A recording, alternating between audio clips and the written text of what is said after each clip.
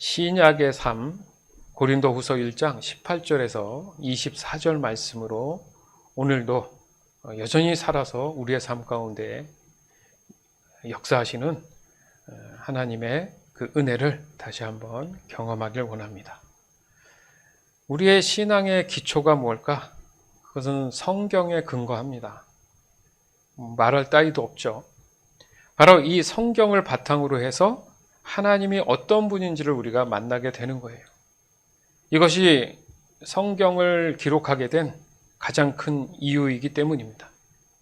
즉 성경을 기초로 해서 보면 오직 성령, 오직 은혜, 오직 십자가, 오직 믿음이라는 아주 기본적인 기둥을 만날 수가 있어요. 결국 성경은 하나님을 경험으로 알기 위한 내용들로 기록되어 있다는 것을 또한 알 수 있습니다. 그것이 바로 성경의 본질인 거예요. 즉 성경은 하나님의 말씀에 의한 우리의 신앙과 삶을 위한 기준이 되는 것입니다. 다시 말해서 사람은 어떤 존재이며 어떤 의미와 가치로 살아가고 있는지를 깨닫게 된다는 거죠.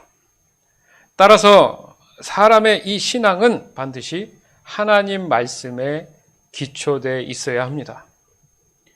다시 정리해 보면 신앙은 하나님의 말씀을 기초로 해서 바로 이 네 가지 특징을 나타내고 있는데요.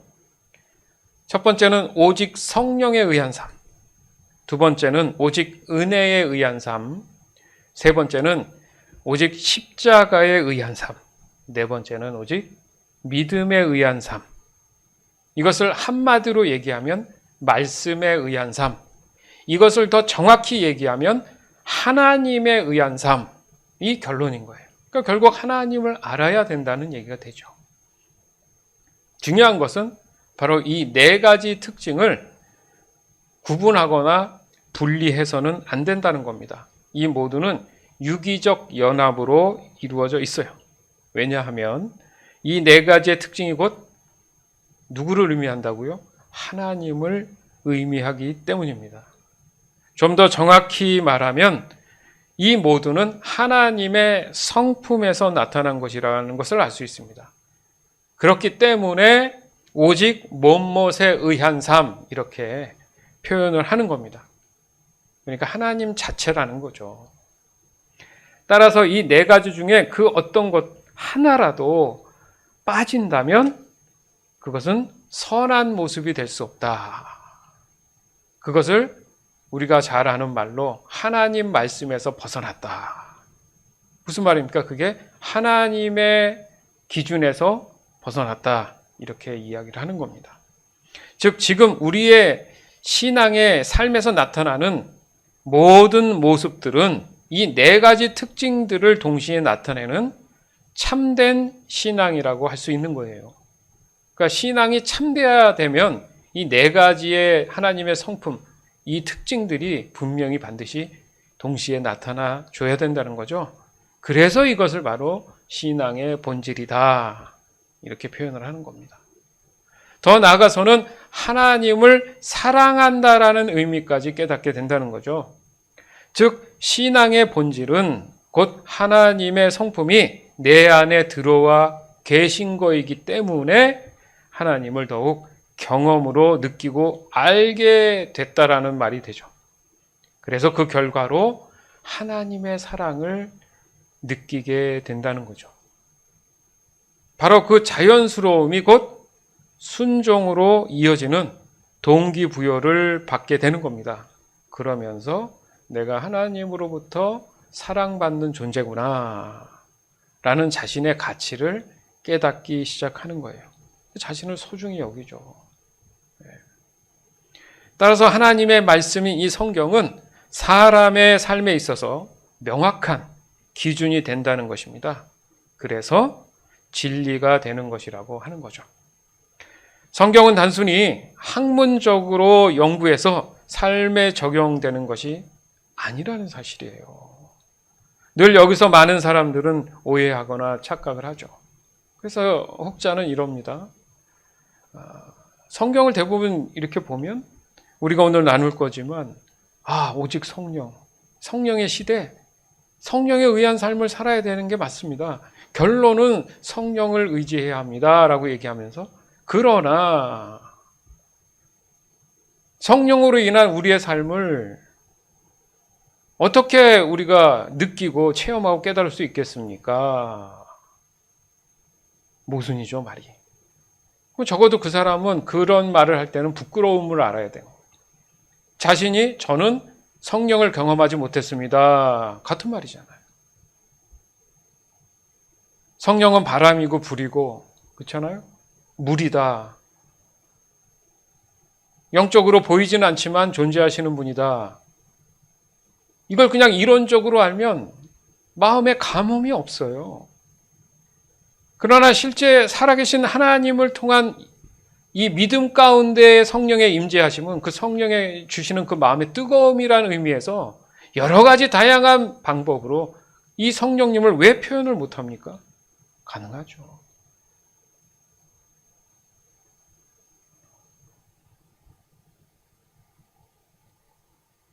일반적으로 사람들이 말하는 이 학문적인 개념,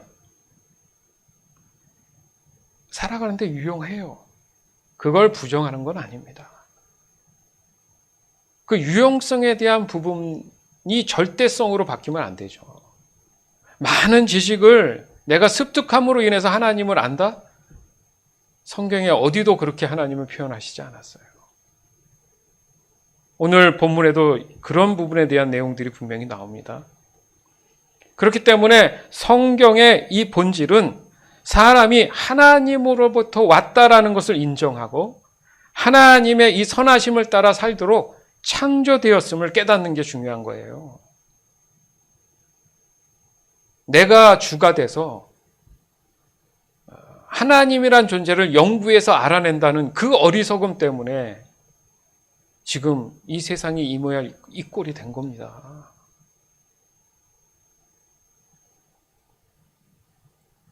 그런 이유 때문에 우리의 신앙은 전적으로 성령에 의한 삶을 살아야 된다. 입이 부르토록 얘기를 해도 마음에 이 감동이 없어요. 정말 그렇구나. 부흥회나 어디나 어디 불로 이런 거에 참석을 해서 알아내는 게 아니고요. 충분히 이런 복음적인 말씀, 성경에서 말씀하시는 그냥 온전한 진리, 이것을 그냥 내 마음 안에 어떻게든 듣고자 원하는 기대감, 딱 정해져 있고 짜여져 있는 어떤 시간 안에 무슨 부흥회라든지 이런 데는 사람들이 왜 거기에 은혜를 받는 줄 아십니까? 기대감 때문에 그래요. 거기에 가면 뭔가 기대감을 가지고 결과적으로 내가 성령을 체험할 수 있겠지?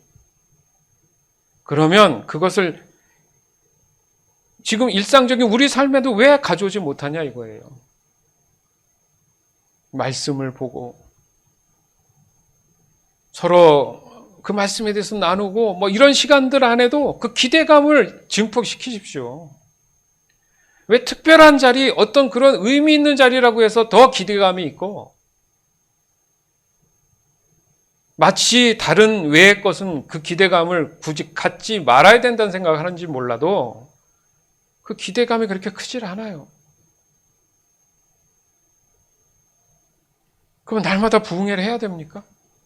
그 자체도 어떻게 생각하면 나를 위한 게 되는 거예요. 신앙은 항상 신실해야 된다고 얘기합니다. 그 이유가 거기 있는 거예요. 늘 동일하고 같은 마음으로 하나님을 향하고 기대하는 마음이 있어야죠. 그러면 어느 자리에 있든지 단 한 단어만 하나님, 님 단 한 단어만 들어도 마음 안에 성령이 주신 기름 부음이 왜 없겠어요? 그겁니다, 지금. 가뜩이나 지식이 막 차고 넘치는 이 시대에 영적인 부분들이 다 오그라지는 이 시대에 우리는 여전히 그래도 성령을 외쳐야 되고, 그것을 입술로 외치는 게 아니라 우리의 심장 안에, 우리 영적인 마음 안에 그 성령이 내 안에 임하기를 정말 간절히 절실히 원하고 기대하는 그 마음들이 있어야 되는 겁니다. 따라서 우리의 신앙은 온전히 하나님의 삶인 바로 이 성경에 기초한 성령에 의한 삶이 돼야 될 줄 믿습니다. 그런 의미에서 오늘 우리의 신앙에 오직 성령에 의한 삶, 이것을 다시 한번 좀 더 구체적으로 깨닫기 위해서 구약과 신약을 비교하면서 그들의 신앙 안에서의 삶을 좀 더 들여다보고 어떻게 그것을 내가 깨닫고 이해할 수 있는지를 좀 더 구분할 수 있는 아주 소중한 시간인 줄 믿습니다. 먼저는 구약의 삶은요, 언약의, 하나님의 언약의 시초라고 볼 수 있잖아요. 그러나 취약했던 점이 있는데, 사람의 어떤 신앙적인 면에서 보면 대부분 구약적인 신앙은 이게 보여지는 한계성을 갖고 있어요. 그러니까 외형적인 느낌을 너무 많이 주죠. 그러다 보니까 쉽게 말해서 율법주의에 빠지는 거예요. 어떤 행위적인 측면. 볼까요? 고린도후서 3장 6절에서 8절. 하나님께서는 우리에게 문자가 아니라 성령의 언약인 새 언약의 일꾼에 합당한 자격을 주셨습니다. 그것은 문자는 죽음을 가져오는 반면 성령께서는 생명을 주기 때문입니다. 돌판에 새겨져 있는 죽음에 이르게 하는 율법에 의한 직분도 영광스럽습니다. 그래서 비록 사라질 영광의 광채이긴 하지만 이스라엘 자손들은 모세의 얼굴에 나타난 광채 때문에 그의 얼굴을 똑바로 쳐다보지 못했습니다. 그러니 성령의 사역은 얼마나 더 영광스럽겠습니까? 로마서 7장 4절에서 6절. 내 형제자매 여러분, 이와 같이 여러분들도 그리스도의 몸으로 말미암아 율법에 대해 죽었습니다. 이제 여러분은 하나님께 열매를 맺기 위해 다른 분, 곧 죽은 사람들 가운데서 살아나신 그분의 사람이 되었습니다. 전에 우리가 죄의 성품에 사로잡혀 살았을 때는 율법이 우리 몸속에서 죄를 지으려는 욕망을 일으켜 죽음에 이르는 열매를 맺게 했었습니다. 그러나 이제 우리는 우리를 가둔 율법에 대해 죽고 율법으로부터 해방되었습니다. 그러므로 우리는 기록된 문자에 따라 하나님을 섬기는 것이 아니라 성령의 새로운 방법으로 하나님을 섬깁니다. 아멘. 성경은 문자로 돼 있어요. 그래서 그 글을 읽는 게, 그 글을 묵상하는 게 문제가 아니고요. 그걸 받아들이고 깨닫는 장치가 있어야 된다는 얘기예요. 그러니까 그냥 글은 지식적인 측면에서 끝날 수 있는데 거기에 성령의 기름 부음이 있으면 그게 생명으로 우리 마음 안에서 역사하신다는 얘기예요. 왜 이 장치를 주셨는지 우리 기억해야 됩니다. 여기에 보면 우리가 아까 네 가지 기둥을 하나님의 성품에서 나왔다 했는데 반대적인 게 5절에, 로마서 7장 5절에 전에 우리가 죄의 성품에 사로잡혔다. 그러니까 다른 성품인 거예요. 그러니까 성령이 주시는 그 하나님의 성품을 따라 우리가 살아가게끔 새로운 방법으로 하나님을 섬기는 것을 우리는 배워야 됩니다. 배워야 된다 그러니까 또 그 목사님 어떻게 과정이 있습니까? 그 얘기가 지금 아니라는 얘기예요. 자꾸 그렇게 얘기를 하는 건 내가 지금 어떤 거 하나님을 알기 위한 방법이 그렇게 돼 있다는 거예요. 열심히 세미나를 쫓아다니고 뭔가를 이렇게 문자적으로 배워야 안다고 생각하는데 그걸 만약에 원한다면 내 안에 성령과 함께 하심으로 배우면 좋죠. 성령을 제외하고서는 그 지식에 불과하다 보면 그 지식 때문에 인해서 나의 합리적 이성이 늘 발동을 해서 행함이 없는 믿음으로 갈 수 있다는 얘기예요. 그러니까 어떻게 보면 구약의 신앙은 실패한 거죠. 그래서 하나님은 어떻게 하셨습니까? 새 언약을 다시 주셨잖아요. 그죠? 그러나 이것은 어디까지나 사람의 실패지 하나님이 실패하신 게 아니잖아요. 왜요? 하나님은 그 수많은 시간 동안 사람들이 그런 실패를 할 수 있다라는 것을 아시기 때문에 항상 하나님의 말씀 안으로 돌아오기를 간절히 원하시는 마음에 여러 가지 방법으로 사람들로 인해서 손짓을 하셨는데 그 모든 걸 거부하고 거역하고 배신했잖아요. 그러니까 대부분의 선지자서를 보면 주제가 뭔지 아세요? 여호와께 돌아오라예요. 지금은 안 그렇습니까? 말씀으로 돌아가자. 하나님께 돌아가자. 그거잖아요. 그러면 그 구약의 그 실패한 신앙이 지금은 사라졌는 거 아니잖아요. 지금도 물론 여전히 사람들은 하나님을 거부하고 거역하고 배신합니다. 목사님 저는 아닌데요. 자신을 냉철하게 돌아보세요. 삶 가운데 내가 하나님 말씀 없이 살고 있다면 그건 거부하고 거역하는 거예요. 그거 없이도 충분히 살 수 있다는 것 자체가. 그리고 하나님 앞에는 늘 자기 삶의 필요에 대한 게 채워지길 기도하잖아요. 모순이잖아요, 지금 모순. 모르죠, 자신들이. 자기를 모른단 말이에요. 하나님을 거부하고 거역하고 배신하고 있는지를. 구약의 이스라엘 백성들이 그렇게 산 거예요. 아니, 하라는 대로 문자적으로, 율법적으로 행위대로 다 지켰는데 뭐가 문제입니까? 그 사람들 안에는 성령이 없었던 거예요. 그 말씀이 어떤 의미인지를 하나님이 깨닫게 해주시는 지혜가 있어야 되는데 사람이 자기 자신 스스로가 행위를 하면 이루어진다는 본인들이 성령이 돼서 최선을 다한 종교 생활을 했다는 거죠. 그런데 하나님은 그 노력을 그래도 그나마 노력해서 잘했다 한마디도 하시지 않고 그들로 하여금 하나님께서 저주하시잖아요. 그런 부분에서 내 마음 안에 그러면 안 되겠구나라는 성령이 주시는 거룩한 부담감을 느껴야 된다는 얘기죠.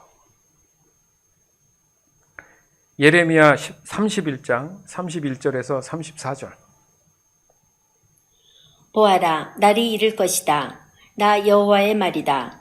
그날이 오면 내가 이스라엘 백성과 유다 백성에게 새 언약을 세울 것이다. 그 언약은 내가 그들의 조상의 손을 붙잡고 이집트 땅에서 끌어내던 때에 세운 언약과 다른 것이다. 나는 그들의 남편이 되었으나 그들은 그 언약을 깨뜨렸다. 나 여호와의 말이다. 그러나 내가 그날 이후에 이스라엘 집과 언약을 맺을 것이니 나의 법을 그들의 마음속에 두고 그들의 가슴에 새겨두어 나는 그들의 하나님이 되고 그들은 내 백성이 될 것이다. 그날이 오면 각 사람이 자기의 이웃이나 형제에게 여호와를 알도록 가르칠 필요가 없다. 이는 모든 백성이 나를 알게 될 것이기 때문이다. 내가 그들의 허물을 용서하고 그들의 죄를 다시는 기억하지 않겠다. 네, 그러니까 구약은 한정적이잖아요. 이스라엘 백성이라는. 그래서 출애굽 사건도 대부분 이스라엘 백성으로 구성되어 있습니다. 그러나 지금 하나님이 얘기하셨던 것처럼 그때 약속한 걸 다 깨버리고 새 언약을 주는데 구약의 방법이 아니라 이제 너희들만의 문제가 아니라 영적인 방법으로 이제 하나님의 새 언약을 세우신다 이거죠. 거기에 이제 핵심이 나의 법을 그들의 마음 속에 두고. 그래서 지금 이제 여러분 삶 가운데 여러분 마음 안에 누구든 말씀을 듣고 하나님을 사모하면 그 사람 마음 안에 거하신다는 거예요. 그렇기 때문에 마지막 부분에 보니까 뭔가를 가르치지 않아도 깨달을 수 있다. 이 의미가 뭐예요? 지식을 따로 배우지 않더라도 내 안에 성령이 계시면 그 말씀을 깨닫게 해주신다. 맞는 얘기예요. 그 옛날에 무슨 신학이 있었고 뭐가 있었겠습니까? 그럼 그 신학을 처음 만들었다고 새롭게 그것을 만들어낸 사람들 입장에서는 그 전에 뭘 배웠다는 거예요? 없잖아요, 배운 게. 그런데 어떻게 그것을 정립하고 정리할 수 있을까? 생각해 보세요. 그 사람 마음 안에 성령의 충만함이 있으니까 정리가 되는 거예요. 그러니까 기름 부음 있는 책을 보세요. 성령이 함께한 책들을, 그런 신앙 도서를 보세요 하는 이유가 거기 있는 거죠. 아무 책이나 막 보는 게 아니라 그런 얘기를 하는 이유가 거기 있는 거죠. 그 우리의 일상 바쁘고 내가 뭐 그런 환경 속에 있지 않았는데 어떻게 깨닫겠습니까? 그 많은 책을 다시 어떻게 봐요? 바쁜데. 당연하죠. 그렇기 때문에 우리가 그나마 할 수 있는 그런 내용들을 할 때 여러분 마음 안에 간절히 성령께서 그 말씀들을 조명해 주시고 깨닫게 해줄 수 있도록 기대감이 있고 그 지혜를 구하면 오늘 이 말씀 그대로 굳이 어떤 가르침을 받지 않더라도 모든 백성이 나를 알게 될 것이다. 아멘. 아멘. 그러나 그게 더디고 아직 그런 거에 정립이 안 되니까 어떤 말씀을 나누거나 아니면 훈련을 통해서 정리를 하는 거예요. 정리.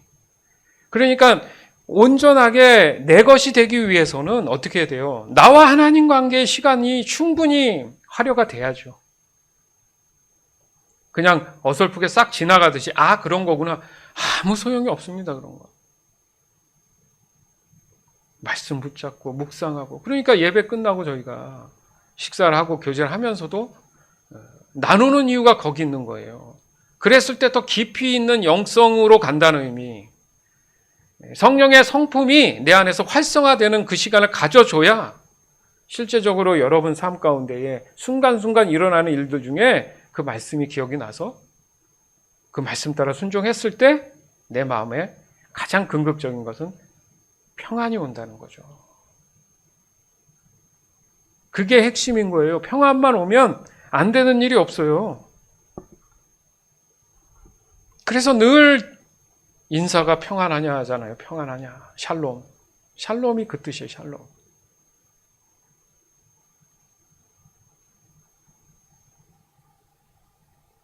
그러니까 구약 신앙의 실패라고 한다면 그 실패의 의미는 사람들이 시간이 지날수록 하나님의 얼굴에 관심이 없어. 하나님에 대한 관심이 사라지고 어떻게 이걸 행위를 하면 내 손에 뭐가 쥐어질까?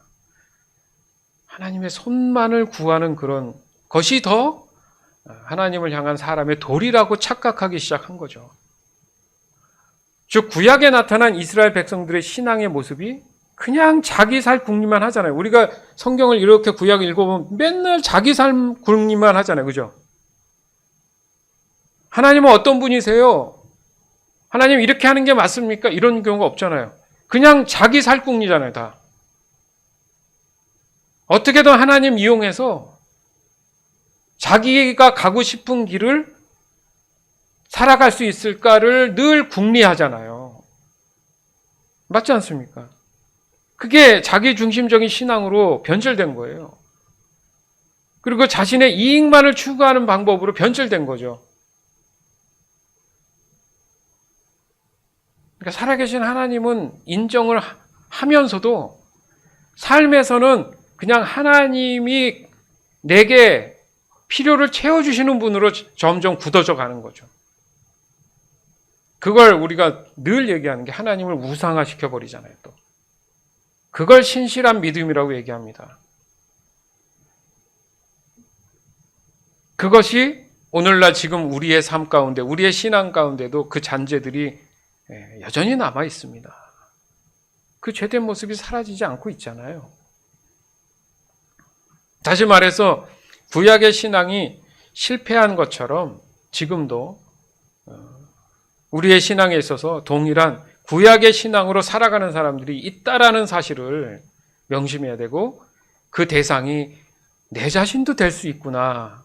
그 위험에 늘 노출되어 있구나. 항상 생각해야 되는 겁니다.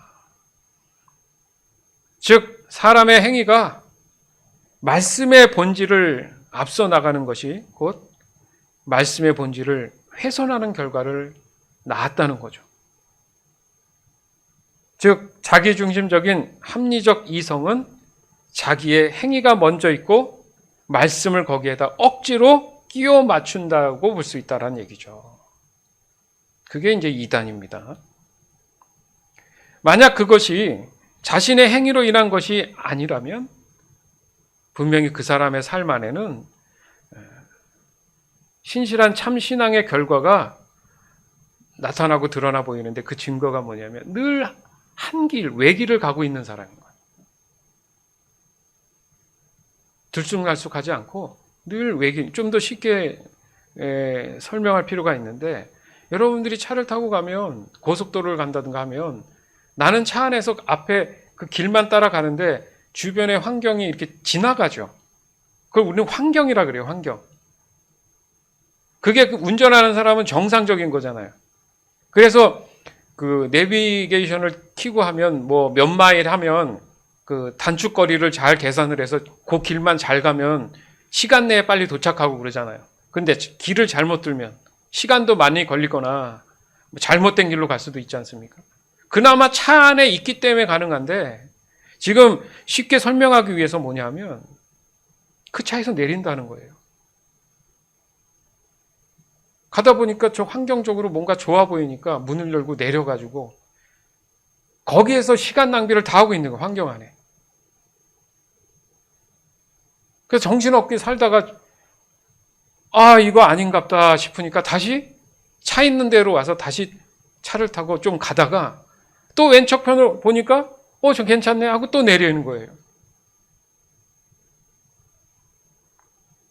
그러니까 그 환경에 휩쓸려 가지고 목적지에 시간 내에 가지도 못하고 어떤 사람은 차에 타는 것도 잊어버리고 그 길을 가는 거 잊어버리고 그냥 세상에 속해서 도리어 환경 안에서 자신이 타고 가야 될 차를 보는 상황이 돼버린다는 거죠. 그리고 목적을 잃는 거예요. 내가 왜 여기 와 있지? 내가 어디로 가려고 하지? 하나님 보실 때 얼마나 가슴 아프신 일인지 몰라요. 그게 열고 닫고가 자유의지라고 할 수 있는 거예요. 쉽게 말하면. 그렇지만 길이 딱 보이는데 안 간다는 것은 어리석다 이렇게 표현하는 거예요. 길이 막혀 있고 안 보이면 모르겠는데 선택할 것도 없이 가는 게 자유의지잖아요.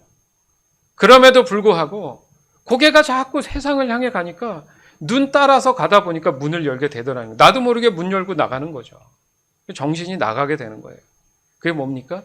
사단 마귀한테 마음을 뺏겼다 이렇게 표현하는 거예요. 그게 또. 그리고 난 잘한다고 생각해요.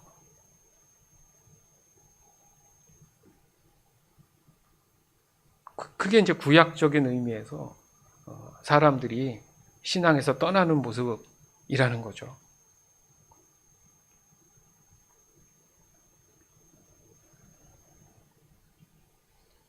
그러나 하나님 말씀은, 즉 성경은 주변의 환경이 아닌 겁니다. 하나님 말씀이 주인공이에요. 환경이 아니에요. 필요한 환경이 아니에요. 하나님 말씀은. 그러니까 명확한 목적지를 향하고 있는 진리의 길이란 말입니다. 자꾸 그것을 이탈해요. 죄의 성품은 괴로워서 못 견뎌요. 성령의 성품을. 그러니까 어떻게든 빨리 이탈을 해야 되는 거예요. 그 사람들은. 그러나 성령이 충만한 마음을 가진 사람은 어떻겠어요? 반대겠죠. 어떻게든 그 길을 문을 꼭 닫고 주변을 보지 않고 가려고 하겠죠. 더욱이 그 진리의 길은 사람의 신앙에 있어서 영생의 목적지까지 아주 안전하게 완벽하게 만들어 놓은 그런 길입니다. 아멘. 누누이 얘기하자면 그래서 예수님이 뭐예요? 길이요, 진리요, 생명이다. 그렇게 표현하신 거예요. 이해하기 쉽게 말씀하신 거죠. 따라서 오늘 이 시간부터는 새 언약에 관심을 가져야 돼요. 그러니까 늘 우리는 새 언약 가운데 살아가는 사람이에요. 옛 실패한 언약을 따라 사는 사람이 아니라 새 언약을 따라 살아가는 사람. 그 얘기는 뭡니까? 내 안에 이제 하나님의 말씀이 성령을 통해서 거하고 계신다. 그래서 내가 좀 더 두드리고 찾고 알기를 원하는 마음만 있으면 누가 가르쳐주지 않아도 깨달을 수 있다는 거예요. 아멘? 중요한 겁니다. 중요한 거예요. 지금 우리가 묵상하며 늘 함께하고 있는 바로 신약의 이 말씀이 강조하는 게 그렇기 때문에 오직 성령에 의한 삶을 살아야 된다. 그겁니다. 나로 의한 삶이 아니라 나의 생각과 나의 판단과 이성에 의한 삶이 아니라 오직 성령에 의한 삶을 살아야지만이 그 길에서 이탈하지 않는다는 거예요. 그 차문을 절대 열지 않는다는 거예요. 생각해 보세요. 이제 신약 성경에 와서 보면 구약과 다른 게 있어요. 구약에서는 하나님이 굉장히 적극적으로 직접 나타나셔서 음성이 들리고, 그죠? 어떻게 행하신다고 하고 막 얘기를 하십니다. 그렇지 않습니까?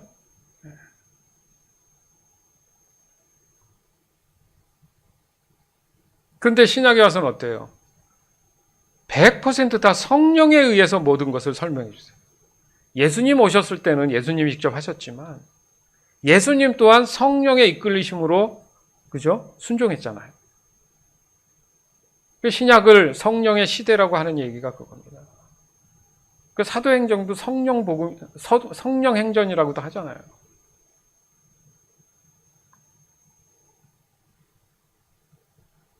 그러니까 구약에서 사람에게 다가오시는 하나님의 방법과 완전히 다르다는 걸 우리는 알 수 있다는 거죠. 그게 새 언약이라는 거예요. 그렇다고 해서 구약에 그러면 성령이 안 계십니까? 예수님이 안 계셔요? 아니죠. 애시당초 태초 전부터, 이 지구가 생기기 전부터 그분은 삼위로 계셨습니다.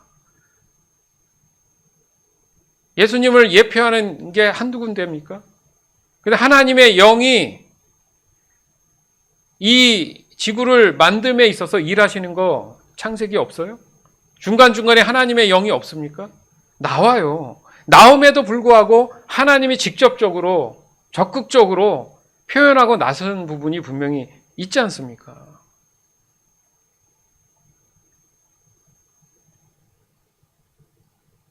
그러니까 왜 그러면 갑자기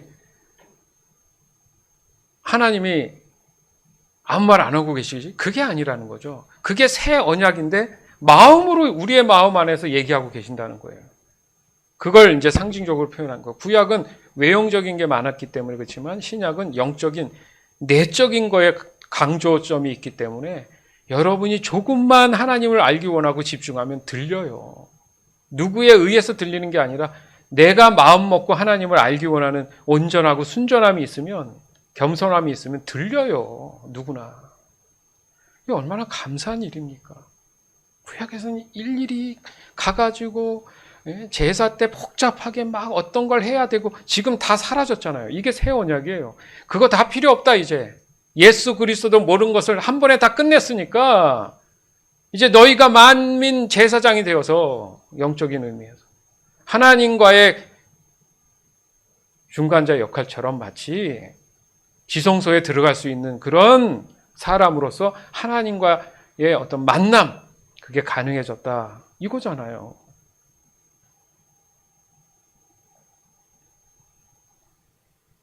그래서 구약의 그런 모습 쪽에 그러면 긍정적인 부분이 뭐냐? 하나님과 친밀한 교제를 의미하는구나. 맞잖아요.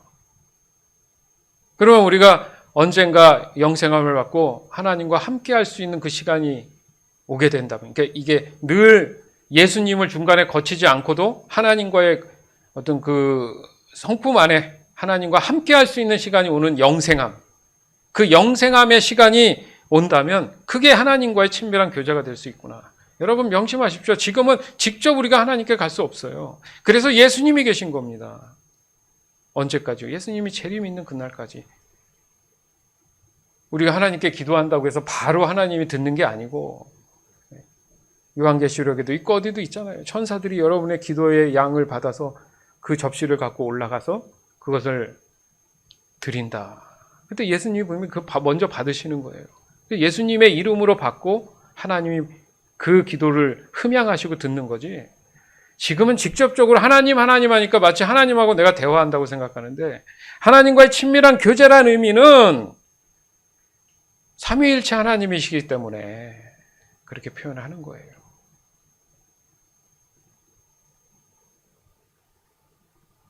그렇기 때문에 신앙에 있어서 이 신학적인 부분에서 봤을 때도 바로 우리가 영적인 측면에서 보면 신약이 얘기하는 그런 핵심이 뭐냐?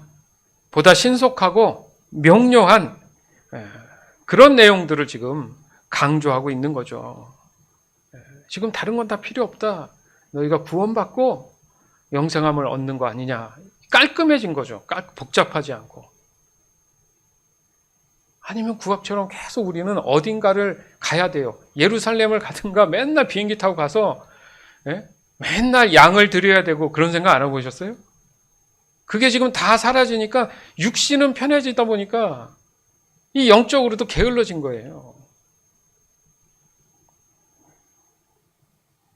즉 구약은 어떻게 보면 보여지는 문자적 삶을 기준으로 하지만 신약에서 강조하는 삶은 뭐라고요?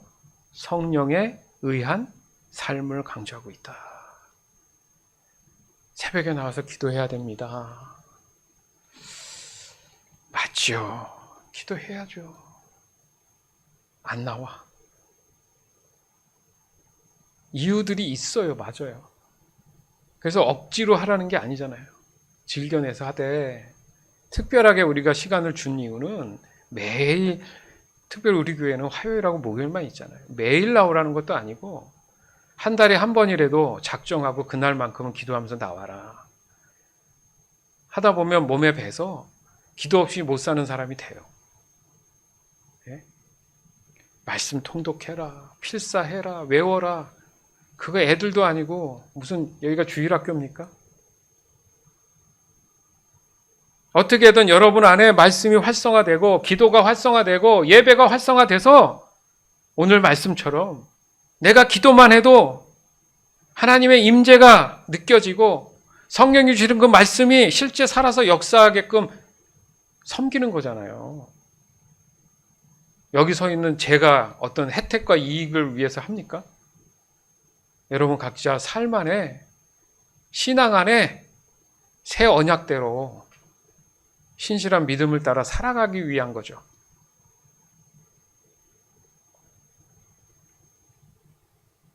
고린도후서 1장 18절에서 22절. 하나님께서 신실하신 것처럼 우리는 여러분에게 예라는 말과 아니오라는 말을 동시에 하지 않았습니다. 실루아노와 디모데와 내가 여러분에게 전했던 하나님의 아들 예수 그리스도는 예라고 하면서 동시에 아니오가 되시는 분이 아니셨습니다. 그분에게는 항상 예만 있었습니다. 하나님의 모든 약속이 그리스도 안에서 예가 되었습니다. 그러므로 우리는 그리스도를 통해 아멘이라고 함으로써 하나님께 영광을 돌립니다. 여러분과 우리를 그리스도 안에서 굳게 세우시는 분은 하나님이십니다. 하나님께서는 우리에게 기름을 부으시고 우리가 그분의 소유라는 표로 인을 치시고 그 보증으로 우리 마음에 성령을 주셨습니다. 아멘. 중요한 핵심이 있어요. 이 예는 순종이죠. 그래서 20절에 보면 하나님의 모든 약속이 그리스도 안에서 예가 되었습니다. 그게 표출된 게 아멘. 아멘은 동의합니다입니다. 여러분 생각해 보세요. 내가 믿음이 약해서 저 말에 동의를 할 수 있을까? 그건 내 생각인 거죠. 자, 오늘 말씀의 진리를 성령께서 그 마음 안에, 여러분 마음 안에 그 예에 동의하기를 여러분 마음 안에 확신을 주는 거예요. 그러니까 내가 아닌 성령께서 예하게 하신 거예요. 그러면 내 입술로 아멘 했을 때는 그게 내가 아니라 성령이 아멘하게 하신 거기 때문에 해야 되는 거예요.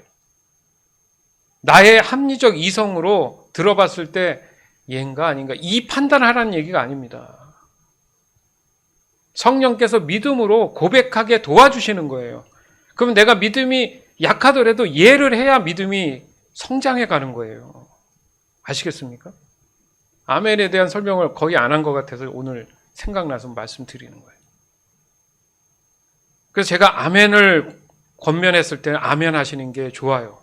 그러니까 내가 하는 게 아니에요. 여러분 스스로가 하는 게 아니에요. 그 아멘을 통해서 내가 하나님을 인정하게 되는 거기 때문에 어느 부분에서 여러분의 믿음과 어떤 신앙적인 측면이 성장해 가고 있는 거예요. 자라게 하는 겁니다. 여러분 밖에 있는 식물이 여러분이 자라라 자라라 하면 자라요? 아니면 막 만들어가지고 올라가요? 아침에 자고 일어나면 요즘 같아서는 잎사귀가 막 나도 모르게 이렇게 커져 있잖아요. 막.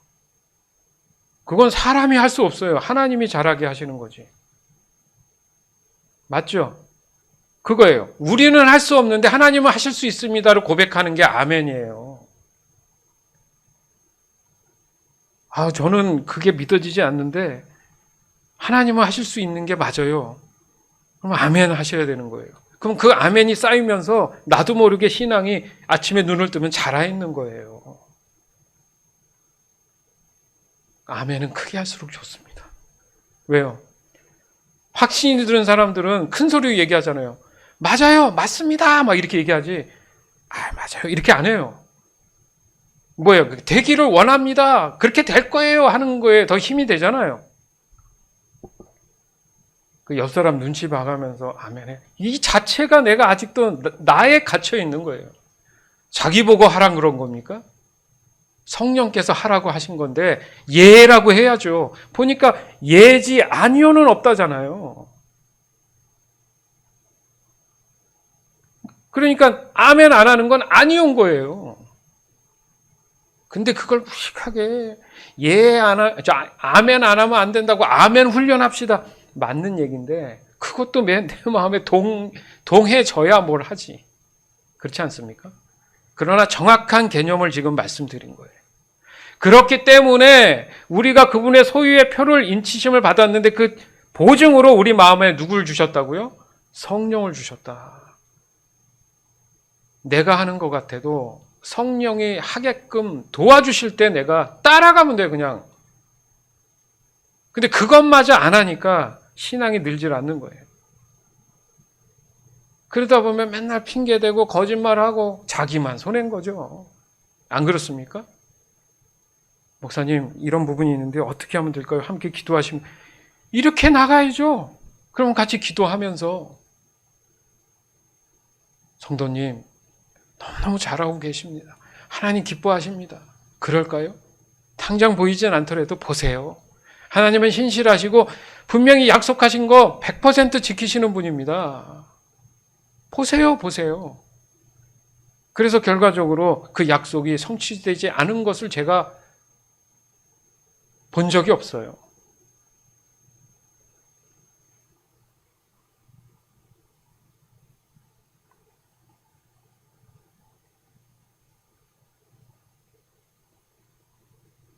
성령이 우리에게 오신다는 것은 분명히 예수님이 약속하신 겁니다. 무슨 말입니까? 예수님이 다시 재림하시는 그날까지 구원의 여정 가운데에 분명히 누군가가 날 도우실 분이 필요하다는 거죠.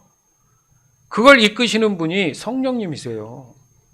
그러니까 성령님 없이는 우리가 신앙생활이 불가능하다는 얘기입니다. 옵션이 아니에요, 성령이 없으면. 그러니까 성령의 내주하심이 실제적으로 내 안에서 확인돼야 됩니다. 이거는 중요한 문제예요. 즉 사람에게 있어서 구약적인 신앙의 실패에서 오는 이 교훈을 우리가 깨달아야 되잖아요. 그래서 다시금 신앙의 본질에서 이 구원의 여정에 동참할 필요가 있다라는 겁니다. 그 어떻게 보면 아까 말씀드린 도로의 차가 성령님이시죠. 맞잖아요. 나는 거기에 타고 있는데 너가 좀 잘 운전해 가. 도와주시잖아요. 문 열면 안 돼. 안 돼. 에이, 안 되긴 뭐가 안 돼요.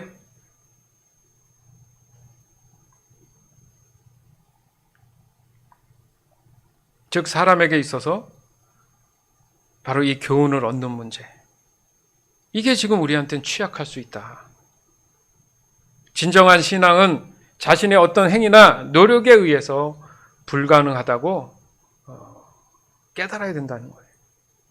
스스로의 결단이 우선적이라는 것이 아니라 바로 사람을 구원으로 이끄시는 분은 오직 하나님이시고 그에 대한 내용이 성경 말씀이고 그 성경이 살아서 역사하도록 이끄시는 분이 지금 오늘날 우리에게 있어서는 오직 성령님밖에 없다. 믿으시기 바랍니다. 좀 커졌습니다. 좋아요. 아멘 하셔야 돼. 아멘. 그 입이 무겁다는 건 아직도 내가 고집이 있는 거예요. 아집이 있는 거야. 저울질 하는 거예요. 순종이 안 되는 사람들이 아멘을 잘 못해요. 그러네, 환경과 주변에 상관없이 맞습니다 주님 아멘 하는 사람도 있어요. 하나님 볼 때 얼마나 예쁜지 몰라요. 네? 저 일반적으로 세상에 나가서 뭐 어떤 잔치집이나 노래방 가면은 여기 교회 오면 아멘 하는 사람들도 숨어서 막 춤추고 뭐 노래를 그렇게 막 락을 하고 막 이런 사람도 있어요. 근데 교회만 오면 이 거룩해야 된다는 착각 때문에 얌전해지는 사람들이 있죠. 거기에는 자연스럽게 몸에 배 있어서 표현을 하는데 교회에 오면 뭔가 잘못 인식이 있어가지고 거룩해야 된다는 그 개념을 오해해가지고 조용히 이러고 있어야 된다는 거예요. 숨도 못 쉴 정도로. 말이 안 됩니다. 말이 안 돼. 그럼 다윗은 바보입니까? 예? 하나님의 언약궤 옮기고 왕이 돼가지고 그것도 집안이 아니라 성정 뜰에서 막 춤을 추다가 바지가 내려가도 모르고 바보입니까? 그거를 또 지적해가지고 문둥병 걸린 사람도 있죠. 함부로 감히 하나님께 찬양하고 아멘하는 사람을 지적질하는 사람을 도리어 하나님은 저주하십니다. 반대로 얘기하면 더 표현해야죠.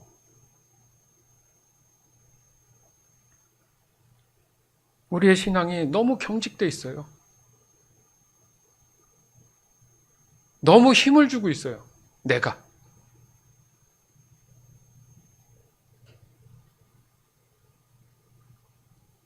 다시 정리해보면 구원이란 칭의, 성화, 영화, 간단히 보면 이런 마치 순서적 모습을 가지고 있어요.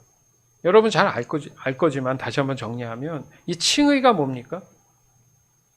의롭게 칭함을 받았단 말인데 내가 예수님이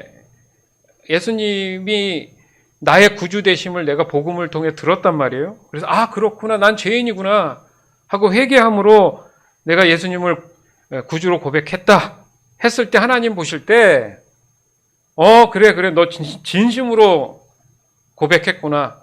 이제 너는 이제 의인이야. 자, 의가 우리가 강조하고 있는 지금 하나님의 기준이란 말이에요. 아까 내 기둥, 결국 하나님의 말씀에 의한 삶을 저희가 얘기했잖아요. 그러니까 하나님에 의한 삶의 기준에 네가 들어왔구나. 그게 의인으로 칭함을 받은 게 됐다. 이렇게 얘기하는 겁니다. 그 다음으로 자연스럽게 오는 게 이제 성화의 과정이 남는데 성화는 그리스도의 형상화 된다는 의미예요. 무슨 말이냐면 화된다는 얘기는 지금 당장 되는 게 아니라 그렇게 돼가서 만들어진다는 의미잖아요. 성화. 더 나아가서 이제 예수님이 재림하시면 이제 세상의 육신과 영적인 삶은 다 끝나고 이제 새로운 어떤 모습의 형태로 변하겠죠. 우리는 모르지만 왜 하나님과 함께 있어야 되니까. 그래서 영원히 하나님과 함께하는 걸 영화가 된다. 그래서 구약을 크게 이렇게 세 가지 어떤 진행 방향으로 이해한단 말이죠. 그러니까 여기서 핵심이 뭐냐? 그 어떤 것도 사람의 노력의 어떤 요구에 대해서 되는 게 아니구나. 도리어 사람의 이 노력이란 부분이 스스로 사람들 생각할 때 순수하다고 생각하지만 결국에 가서는 다 변질되더라는 거죠. 무슨 말인지 이해되실 줄 믿습니다. 즉 사람이 가지고 있는 합리적 이성은 결코 하나님의 진리에 접근할 수 없다라는 반증이라는 거예요. 근데 자꾸 불쑥불쑥 나와요. 그게 사실 이상한 건 아닙니다. 이것도 이제 설명해 드릴게요. 따라서 구약에서 말씀하시는 새 언약의 이 신앙은 하나님의 말씀이신 그 법을 어떤 돌판에 새기고 막 이랬었는데 이제 그게 사라지고 믿는 사람 마음 안에 이제 두셔가지고 그 말씀을 근거로 해서 성령에 의한 삶으로 인도함을 받는다. 이겁니다. 아멘? 따라서 지금 우리가 가장 시급한 문제를 늘 얘기하는 게 뭐예요? 신앙의 모습 안에 성령과 내가 지금 동행하고 있느냐예요. 이 얘기가 여러분 그냥 쉽게 생각하면 안 돼요. 그리고 내가 할 수 있는 일은 결론은 전적인 순종밖에 없구나. 거기에 대표적인 게 여러분 입술로 하나님을 인정하는 게 아멘이라는 거예요. 좀 전에 말씀에 있잖아요. 제가 한 게 아니라 예밖에 없고 그것을 아멘이다 표현하시잖아요. 내가 뭔가 배운 게 많고 아이디어를 딱 내가지고 뭐 이런 거 있잖아요. 그게 아니라 내가 말씀을 보고 묵상하면서 그 말씀이 살아있기 때문에 늘 내 마음 안에 저장이 돼 있어요. 그러다 어떤 상황이 생기면 성령께서 그거에 맞는 말씀을 딱 꺼내가지고 내 마음에 딱 떠오르게 뇌에다 보내서 생각나게 하신단 말이에요. 그럼 그 말씀이 생각나니까 그 말씀에 아멘 해야 되잖아요. 아멘 연습이 잘 돼 있어야지 아멘을 하죠. 아멘의 의미가 뭡니까? 바로 순종한. 아, 그렇습니까? 사람들은 막 손가락질고 그게 아니라고 하는데 내 마음에 분명하게 그 생각이 딱 떠오르면 담대함이 확 생겨서 그게 성령 충만 확 생겨서 아닙니다. 하나님께서 이렇게 말씀하셨습니다. 이렇게 할 겁니다. 성경에 많은 인물들이 그렇게 얘기하잖아요. 거기까지 가야 되는 거예요. 거기까지 가야죠. 그때 기억날 때 내가 순종할 수 있으면 평상시에 준비가 돼 있어야 되지 않습니까? 볼까요? 갈라디아서 5장 16절에서 26절. 그러므로 내가 말합니다. 성령을 따라 사십시오. 그러면 육체의 욕망을 따라 살지 않게 될 것입니다. 육체의 욕망은 성령을 거스르고 성령이 바라시는 것은 육체의 욕망을 거스릅니다. 이 둘은 서로 반대되는 것이므로 여러분의 욕망대로 살 수 없게 합니다. 성령께서 이끄시는 대로 살면 여러분은 율법 아래에 있지 않게 됩니다. 육체가 하는 일은 분명합니다. 곧 음행과 더러움과 음란과 우상 섬기기와 마술과 미움과 다툼과 질투와 화내기와 이기심과 편가르기와 분열과 시기와 술 취하기와 흥청거리는 잔치와 같은 것들입니다. 전에도 경고했지만 이제 다시 경고합니다. 이런 일을 하는 사람은 하나님의 나라에 들어가지 못합니다. 그러나 성령의 열매는 사랑과 기쁨과 평화와 오래 참음과 자비와 착함과 성실과 온유와 절제입니다. 이런 것들을 금지할 율법이 없습니다. 그리스도 예수께 속한 사람은 자기 육체를 정욕과 욕망과 함께 십자가에 못 박았습니다. 우리가 성령으로 새 생명을 얻었으므로 성령을 따라 살아야 합니다. 그리고 교만하지 말고 서로 다투거나 시기하지 말아야 합니다. 아멘. 우리가 신앙생활하고 그리스도인다운 삶을 산다고 하는 궁극적인 목적은 하나님 나라에 들어가기 위한 거잖아요. 그거의 대표적 예시가 가나안 땅에 들어가냐 못 들어가냐의 문제. 항상 언급되는 그 구속사적인 이야기를 하시는 이유가 궁극적인 건 하나님 나라에 들어가야 되는데 들어가지 못하는 것은 과거의 모든 신앙생활에 있어서 어떤 문제에 의한 거면 다 이게 허망한 거 아니냐 이거예요. 그것에 대한 삶에서 나타나는 육신을 따르는 삶에 대한 것들이 여기 하나하나 다 보면 안 걸리는 게 있어요? 하나라도? 그랬을 때 나는 어떤 마음이 있을까? 긴장될까? 두려울까?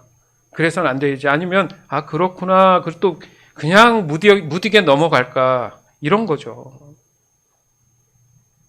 성령의 열매 이 완벽하게 다 지켜낼 수 있는 그런 부분이 있습니까? 그러니까 사람이 뭔가 노력하려면 되는 게 없다는 얘기예요, 이게. 아마도 예수님이 오시기 전까지요. 저나 여러분이나 누구든 성령의 법과 육신의 법이 늘 갈등을 일으킬 겁니다. 솔직히 얘기하면 그 확률을 줄여가면서 사는 게 성화예요. 당장 딱 무슨 북을 한번 딱 치면은 뭐 육신의 법이 사라지는 게 아니고요. 여러분 마음 가운데 늘 이게 부딪히고 갈등하면서 산다는 거죠. 그렇기 때문에 성령이 주시는 지혜를 의지해야 된다는 얘기예요. 내가 조금이나마 근처에 가지 않도록 하기 위해서는 그게 성화예요.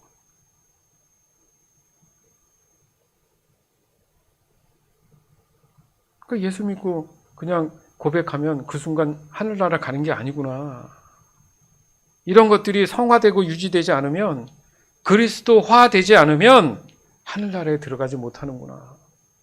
그 얼마나 어이없는 일입니까? 한다고 평생을 살았는데, 한다고 신앙생활 했는데 뚜껑을 열어보니까 하늘나라 못 들어간대요. 이게 되겠습니까? 기왕 그리스도인으로 살아간다면 하늘나라 갈 수 있는 그런 사람이 돼야죠. 당장 눈앞에 보이는 삶의 환경에 마음 뺏기지 말고. 그래서 우리가 성령으로 새 생명을 얻었다. 그렇기 때문에 성령을 따라 살아야 된다. 아멘? 다시 약해진 것 같은데요. 왜 그러지? 그리스도 예수께 속한 사람은 자기 육체를 정욕과 욕망과 함께 어디에 못 박았어요? 없어요. 근데 사단 마귀는 여전히 남았다고 착각을 일으키는 거예요, 여러분. 명심하세요. 내가 정말 진짜로 예수 그리스도가 내 안에 구세주 되심을 믿음으로 받아들이고 하나님께서 그 사람을 의인으로 칭했다고 한다면 조건이 그렇죠. 무조건 다 되는 게 아니에요. 그 사람 마음 안에는 그 십자가의 힘이, 예수님이 죄를 다, 우리의 죄가를 없앴던 것처럼 없는 거예요. 남은 게 뭡니까? 성화되는 삶을 이제 지켜야 된다는 거죠. 없잖아요. 그러니까 더 이상 내가 죄로 인해서 다시 한번 넘어지지 않도록 지켜야 되는데 내 힘으로는 안 되기 때문에 예수님이 성령을 보내주신 거예요. 누구한테? 나한테. 내 마음 안에. 아멘?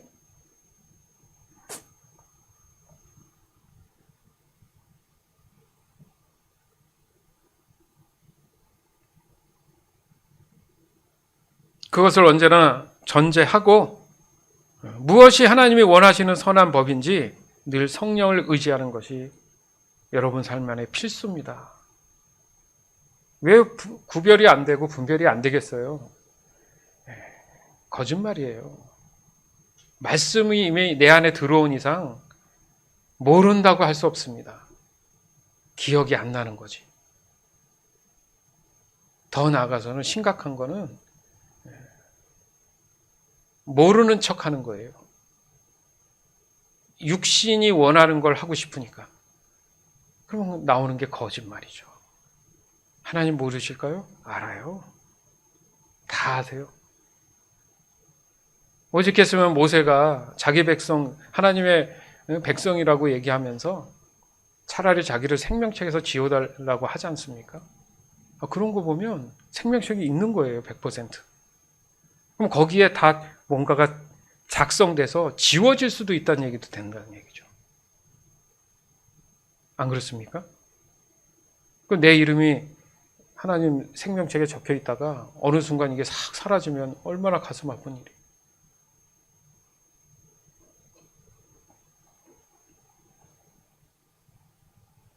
늘 저와 여러분의 선택은 자기중심적인 합리적 이성이 아니라 오직 성령이 주시는 합리적 이성으로 모든 일에 그 말씀에 순종해야 되는 겁니다. 제발요.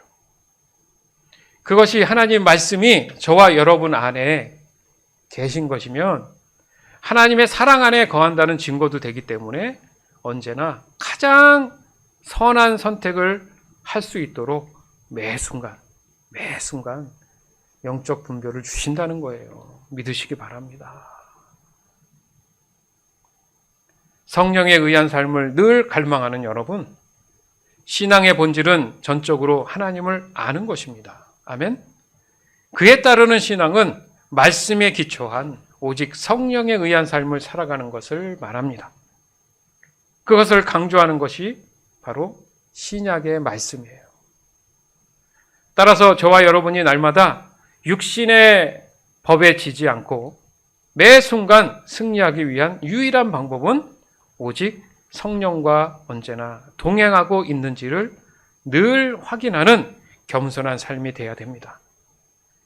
우리의 삶은 육신으로 끝나는 게 아니에요. 분명한 것은 사람에게 영생이 있을 수 있다라는 거죠. 그리고 영생해야 합니다. 그 영생함이 곧 하나님의 신실하신 뜻이기 때문에 그렇습니다. 아멘. 따라서 지금 저와 여러분에게 주어진 모든 시간 안에는 끝없는 보이지 않는 영적인 전쟁이 일어나고 있음을 기억하세요. 지금도 있어요. 여러분 마음 안에 계속 지금 갈등하고 막 그래요. 성경적으로 표현하면 천사와 사단이 하늘에서 싸우다가 다니엘에게도 다니엘이 기도했을 때 그 싸움에 천사장이 왔잖아요. 얘기하잖아요. 내가 위에서 그 영적인 싸움을 하느라고 전쟁이 있어가지고 좀 늦었다. 표현해요. 표현해요. 지금 여러분 몰라도 안 보이니까 모르는데 영적인 눈을 뜨고 보면 전쟁 중에 전쟁. 지금 우크라이나 전쟁처럼 전쟁. 막고 있는 거예요. 기도의 응답을 줘야 되는데 막고 있는 거예요. 그러니 내가 끝까지 믿음 가운데 그 믿음이 잃지 않아야 시간이 돼서 내려올 때까지 기다릴 수 있는 거죠. 아이고 응답 안 하시네? 에이 모르겠다 문 열고 세상으로 나가버리면 어디 갔어 얘? 내가 좀 늦었는데 이런 상황이 벌어진다는 거예요.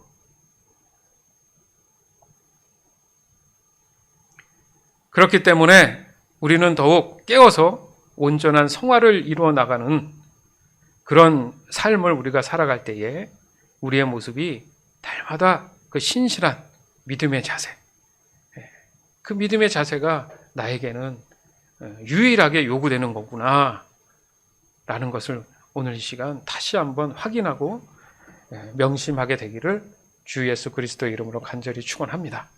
아멘. 마가복음 13장 33절에서 37절. 주의하여라. 항상 경계하여라. 그것은 그때가 언제인지 알지 못하기 때문이다.